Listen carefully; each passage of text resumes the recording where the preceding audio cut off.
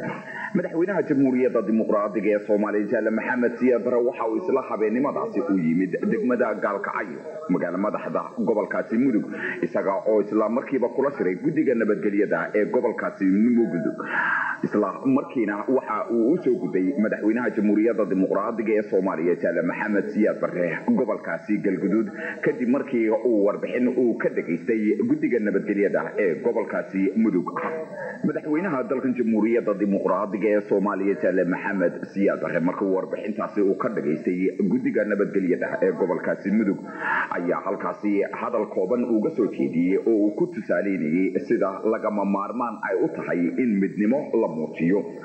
waxa kale oo madaxweynaha jamhuuriyadda dimuqraadiga ee Soomaaliya Jaale Maxamed Siyaad Barre uu ku booriyay ama ku guubaabiyay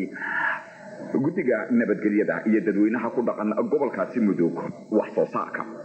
madaxweynaha iyo wafdiga uu hogaaminayay habeennimadii markii ay soo galeen magaalada Dhuusamare magaala madaxda gobolkaasi Galgaduud ayaa aroonimadii madaxweynaha Jaale Maxamed Siyaad Barre iyo Jaale Axmed Maxamuud Faarax oo xubinka guddiga siyaasadda ay halkaasi ka fureen mashaariic fara badan oo laga hirgeliyay magaala madaxda gobolkaasi Galgaduud ee Dhuusamare oo aad u tiro badnaa madaxweynaha jamhuuriyadda dimuqraadiga ee Soomaaliya Jaale Maxamed Siyaad Barre waxa mashaariicda halkaasi uu ka furay kamid ahaa isaga iyo Axmed Maxamuud Faarax laboratory ama shaybaarada xanaanada xooluhu ay leeyihiin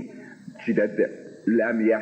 kaalooyin iyo dhismayaal xooga dalka Soomaaliyeed qaybta 12aad ay leeyihiin iyadoo si diiran oo halkaasi madaxweyne idinka oo arkaya mashaariicdaasi laga hirgeliyay gobolkaasi Galgaduud gaar ahaan degmada Dhuusamare oo imika Jaale Axmed Maxamuud Faarax isagoo qaybtii u furay oo furayo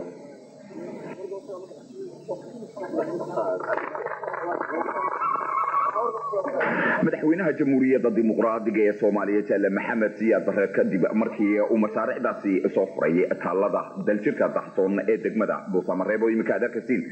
ayaa fagaaraha weyn ee degmadaasi Dhuusamare magaala madaxda gobolkaasi Galgaduud ayaa madaxweynuhu khudbad qiimo iyo qaayale uga jeediyay dadweynaha iyagu ku dhaqan gobolkaasi Galgaduud gaar ahaan degmada Dhuusamare magaala madaxdeeda Dhuusamare isaga oo madaxweynuhu isla halkaasi khudbada markaasi u dhiibay wasiirka maaliyadda ee dalka Soomaaliya Jaale Maxamed Sheekh Cusmaan